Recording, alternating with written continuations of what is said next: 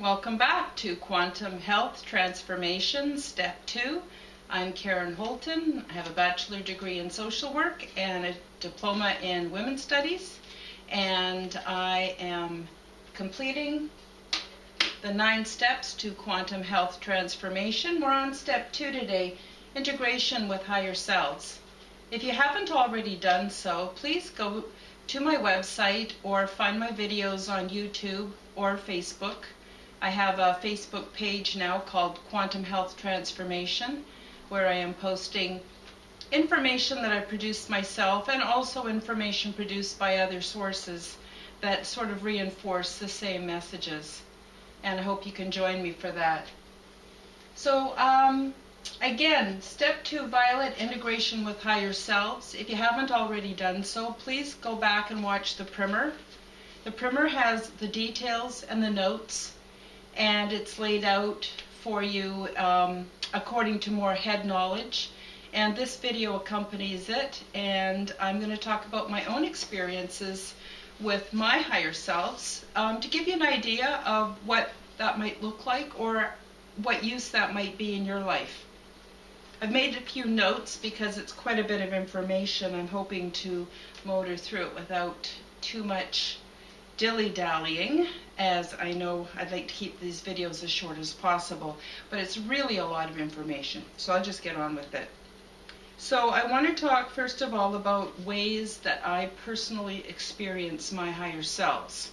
Everybody's different. Just like we like different foods and we have different habits, we all have different ways of accessing our higher information, also known as the subconscious mind, which holds vast stores of data from several sources. Again, refer to the primer for details on this. So how do I experience my higher selves? Well, first of all is I have what they call lucid dreaming. And lucid dreaming is while I'm completely awake, and it can happen to me without any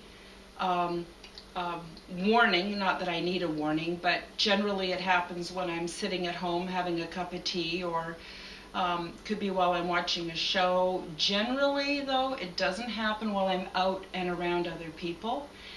Generally, I'm alone. And these visions take many different forms. I don't know how long I'm in the vision state. Sometimes it happens quick, like in the flash of an eye, and no time has passed at all, regardless of the length of the vision. Other times I will definitely miss time. The most I think I've ever lost is an hour, perhaps a little bit more, depending on the detail and the amount of information that I'm experiencing during my lucid dream. Some of the lucid dreaming involves future events. It may be something that's been on my mind, or something that I have learned about, something that's going on in the social construct, social, economic, political construct. And I may be concerned about where certain events are leading us. And in that case, generally I will see more than one future outcome. And I'm also aware that just because I'm seeing future outcomes, I'm aware that I'm seeing possibilities. I'm not seeing a hard fact on how I'm going to experience or how others might experience the future of the planet. It's just possibilities. And that doesn't mean that they're inevitable or that we have no choice in doing our part to help make the outcomes different, okay? Another common experience for me is to go back into my past. And I'll give you one example. I was blessed with 2 fathers, a birth father and then a stepfather. My stepfather came into my life when I was 4 years old, and he had an odd habit of spying on us or watching us, and unfortunately it didn't have a very helpful effect on me and my life, but be that as it may, obviously things happen for a reason. So in particular, one of my lucid dreams, I actually went back, and it was as though I was observing in the room without being my father and without being me. Just my awareness was there, and I saw myself playing. So I was sitting on the floor I was playing with my dolls, and I was just caught up in my own imagination. And I also saw my father. He would peek. He thought we couldn't see him. He would peek where only one eye was visible. Generally, we wouldn't know he was spying on us until we would hear one of his knees creak, and then we would know he was there. So it happened quite frequently, and I never knew really what that was about. So in one of my lucid dreams, I went back to that time and I saw it happening.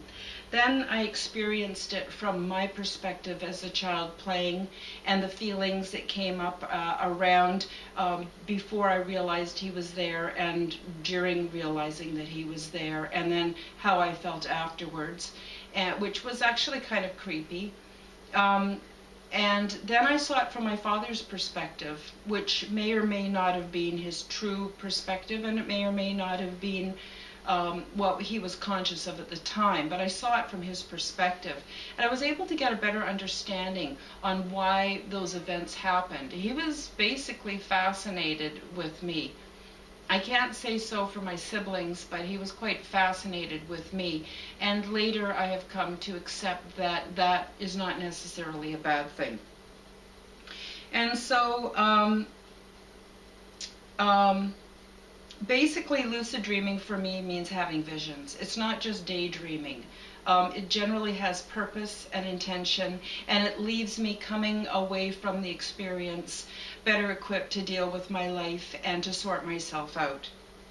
The second way that I access my higher selves is through dreams during my sleep. And some dreams are just kind of chaotic and don't make a lot of sense, and I may or may not even remember them. That's not really what I'm talking about here. What I'm talking about here is visions I have while I'm sleeping. And I actually go to different places in time and space and have some amazing adventures. I'm going to make a separate, either a podcast or a video, giving you some of my adventures, but let me just loosely outline the ones I was having last fall, where every night after I went to sleep, I went on an adventure that had a common theme. And the theme was I was taking part in a resettlement program that was going on different planets. And it involved my, for lack of a better word, induction to the group that I was working with, going to seminars and getting training on generally space stations, which were amazingly huge, just huge. And even, and then maybe 2 or 3 different planets that I'm very sure were different planets. And the reason I say that is because the location, like for instance, at 3 moons, we don't have 3 moons. Food that clearly was not grown on Earth, nothing I had ever seen like it on Earth. And of course, different biospheres on the planets. And I'll get more into that later on a separate video or podcast, but it was fascinating, the work that I was doing. And basically, before planets that don't have humanoid type creatures on it are generally, they've got plants, they've got all the vegetation, they've got water, they've got atmosphere, and they've got insects, they've got animals, they've got aquatic life, they've got pretty much everything we have except no people. At least as far as I understood that to be part of the project. And what we would do is go onto a planet, and we would find out not just the specifics on whether or not it could sustain life, because obviously we were there, but more how to settle humanoid type creatures to the planet without upsetting the ecosystems. So it was very important work, it was very involved, and this went on for 3 or 4 months. Some days I would wake up in the morning exhausted because I'd been working all night, and I can't explain exactly how this happened. I don't know whether it's the future, the past, or in another dimensional reality, because I'm quite sure I'm at home sleeping in my own bed when this happens, yet the adventures were amazing and very, very true for me.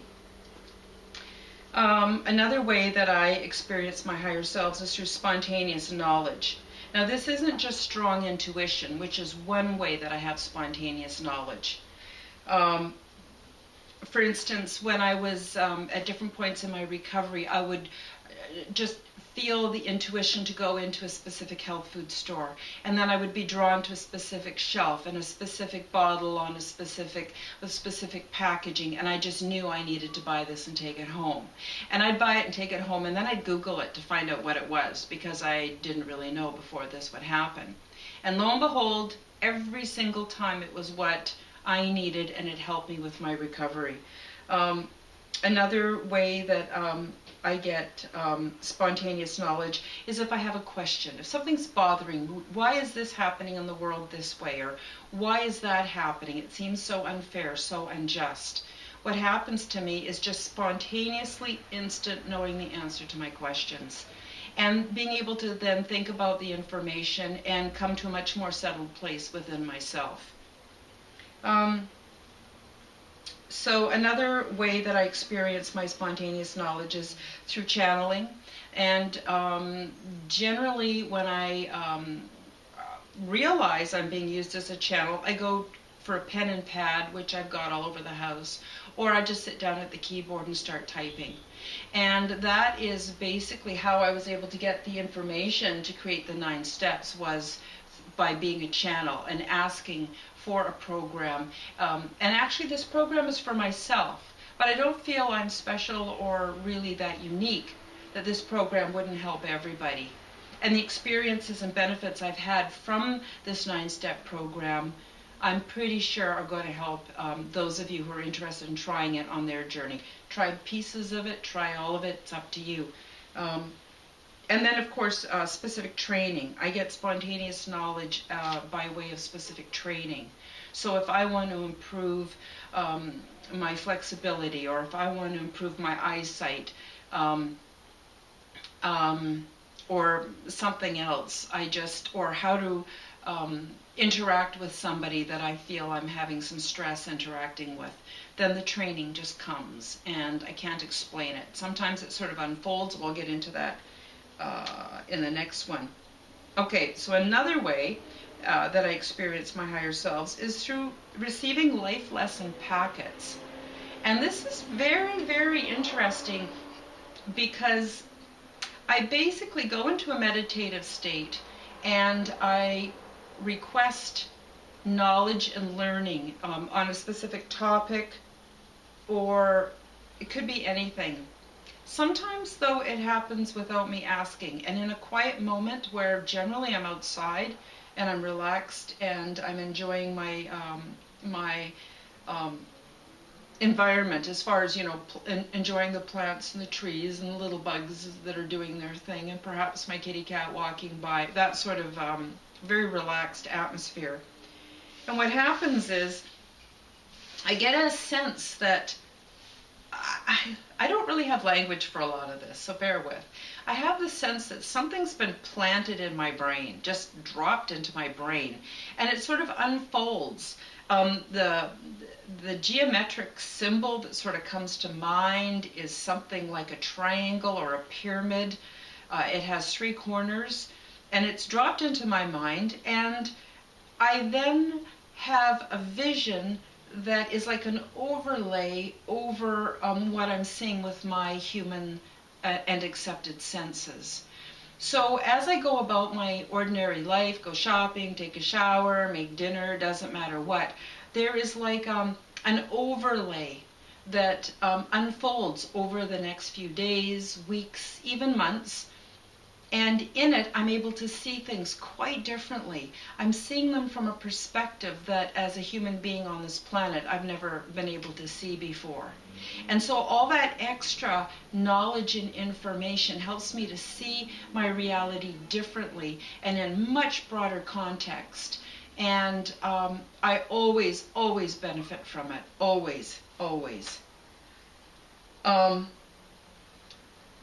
And this again overlaps with tutoring. So I'll be given specific instructions, lessons.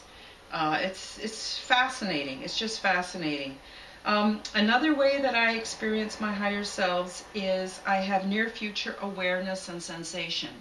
So I don't want to get into details, but there was an event that happened within my family, and the night before it happened, I had vivid dreams of it. So the next day, I was able to take precautions to be more aware, more alert, and to be on the watch for this thing that I imagined in my dreams or in my sleep.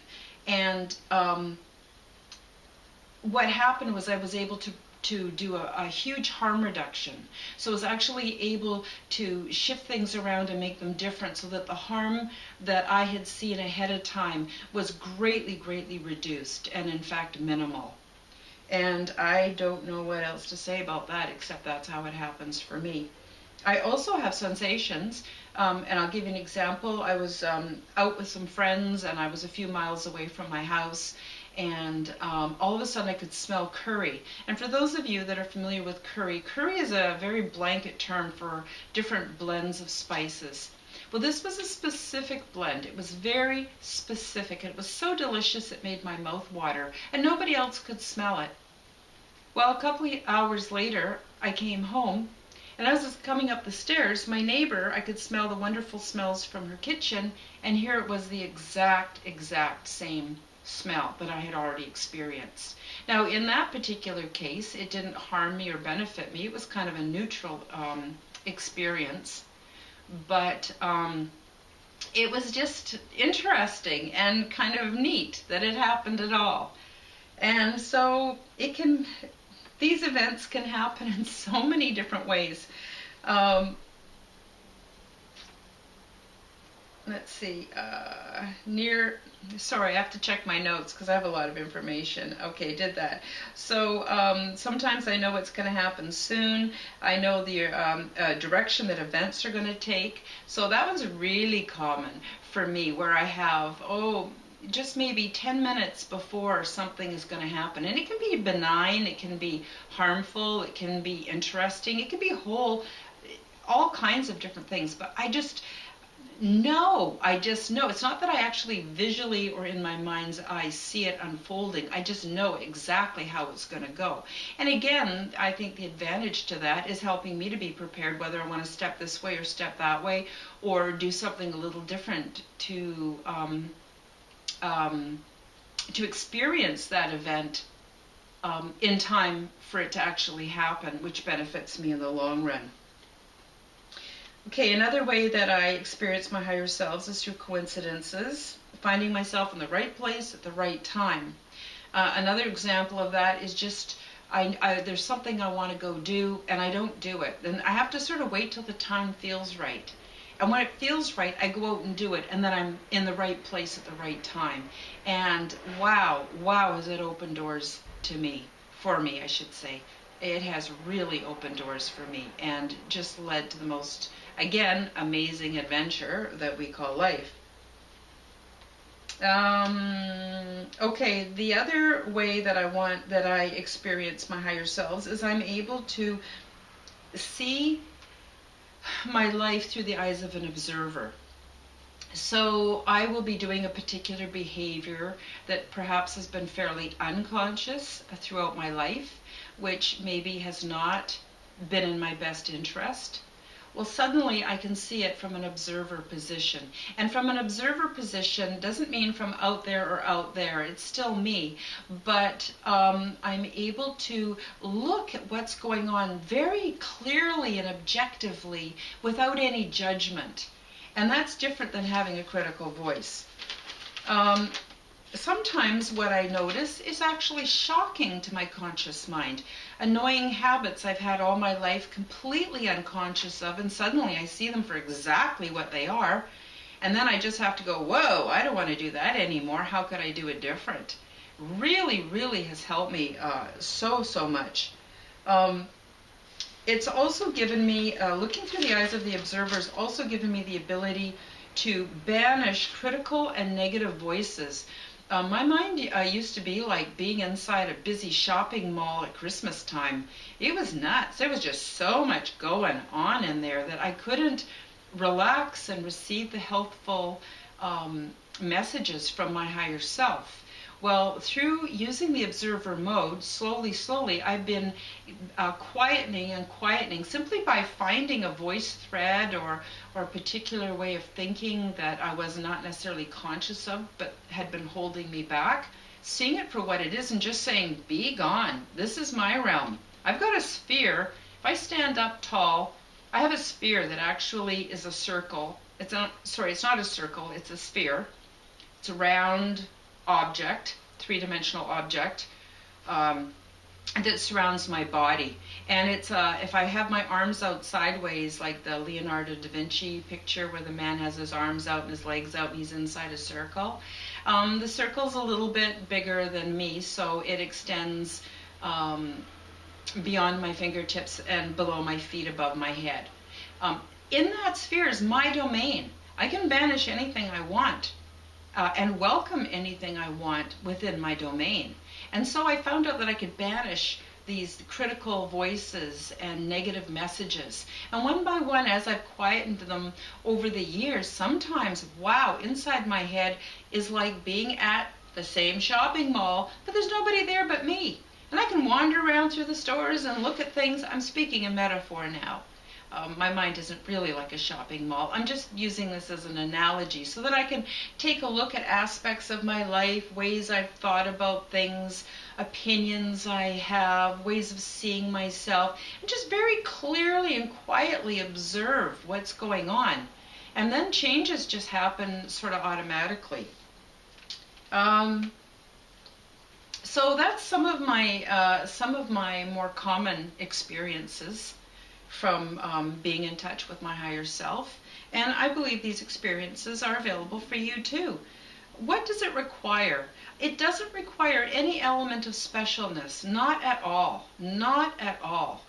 What it requires is time alone for self-reflection, an honest intention to want to do self-reflection in order to be a better person and to carry gifts into this world and to be a blessing to the planet, the people, the animals, the plants.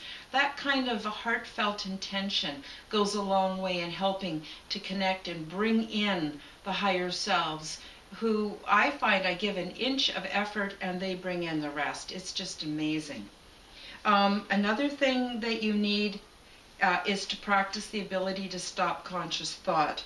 We're making up stories all the time.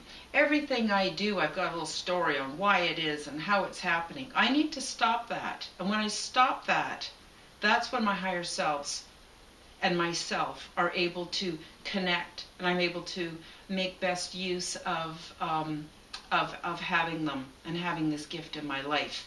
Now, I also want to say that I've tried showing off with these a few times, and you can really, if it's authentic, you can't really use it for a party game or a way to boost your ego. It just doesn't work. I've tried a few times and it just doesn't work, and then I look completely foolish.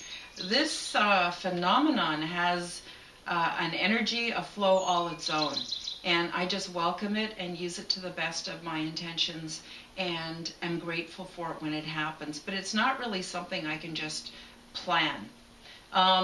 Although after saying that, when I'm alone, I can actually create space where it will happen. And it's really fun, actually. The third requirement would be to allow yourself to become self-centered, putting yourself and whatever that means to you right at the center. Now, people go, oh, well, we can't do that because, you know, we have to care about people around us and we have to function. And, oh, we can't do that because that would be wrong. We would be narcissistic, or narcissistic personality disorder could come of it. Well, I'm not talking about self-love, that I think I'm the greatest thing in the world and that I don't need correction or learning. This is very different. This is being self-centered with the specific intention of being a better person. And so I would say those are the three requirements. Time alone for self-reflection, honest self-reflection. And sometimes it gets down and dirty, and the stuff you see in yourself, the stuff I see in myself, is shocking. Second thing is being able to stop conscious thought and refuse to make up a story so that I am available to be filled with the spontaneous knowledge or expanded awareness. And the third thing, again, is to allow myself to be self-centered. So with that being said, what are the benefits of practicing this lifestyle?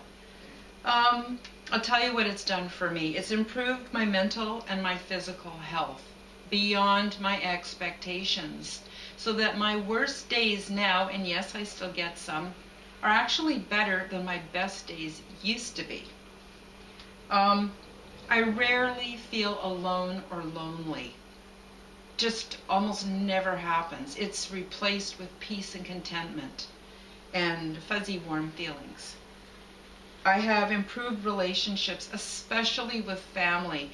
Now, I've often heard it said that the most difficult work we do is within our immediate family, and I would agree with that. But that is where I have used my gifts specifically. And there was a time where I was actually had such a poor relationship with other members of my family, especially my siblings and parents, that I just wanted to cut them off completely and have nothing to do with them. But over time, what's happened is those relationships have changed. Now, they haven't become different people. They still do the kind of things they've always done. But the way I perceive them is very, very different. I have a compassion and an understanding and awareness now that although it saddens me at times to see their lives, I know that indeed it's none of my business, that it's their journey, and it's not for me to criticize or judge, but also I can just lovingly accept them. I can pray for them. I can wish good things for them, and I can still be centered and have an awesome life.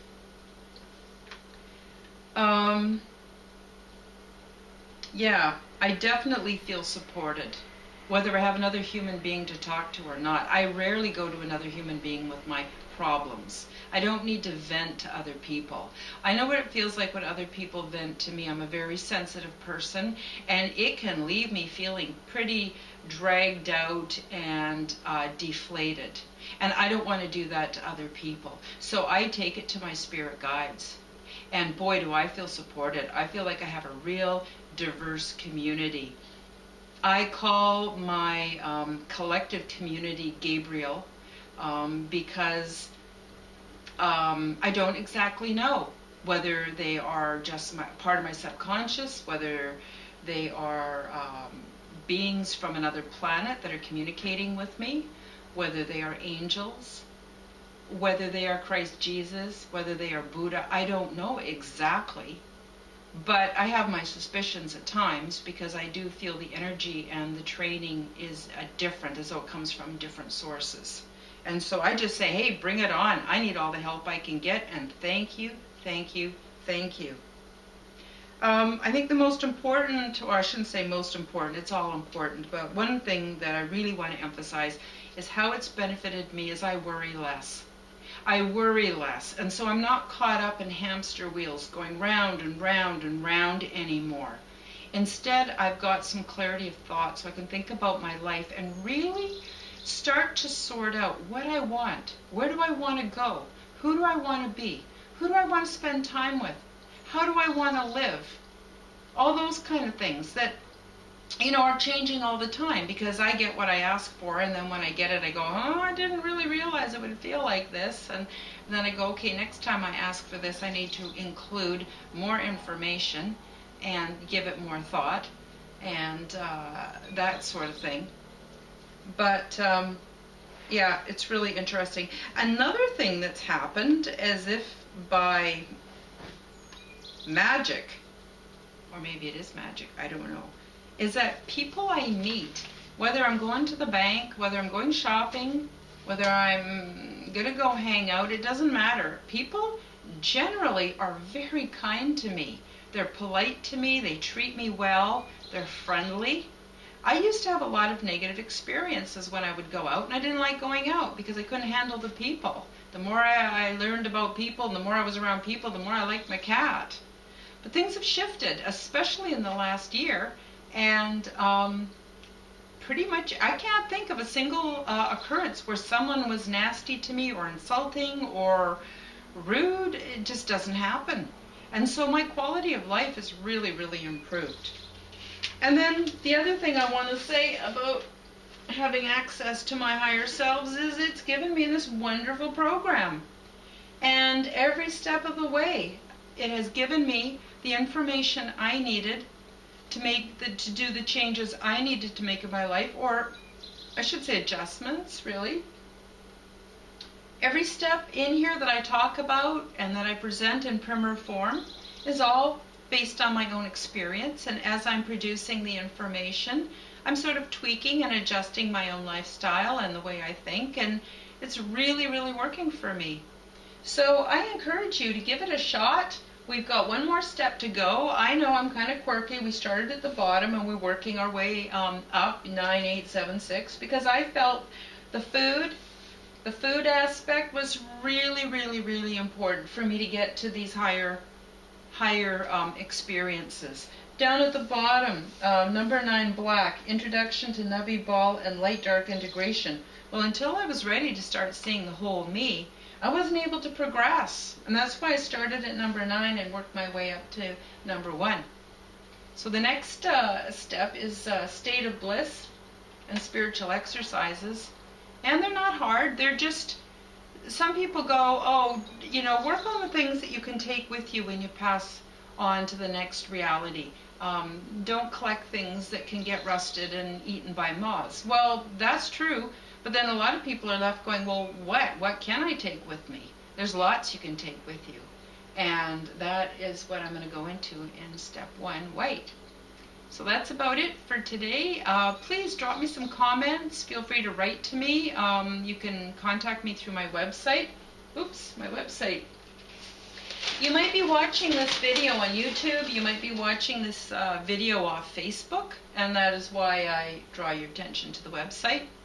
www.KarenHoltonHealthCoach.com. I've got blog entries, I've got my transformation videos can be found there, services, products. At this point I only have 2 products. I sell the cleanest, freshest hemp hearts that are available on the planet to the best of my knowledge. I have heard of other products that are probably just as good, but they're certainly not better.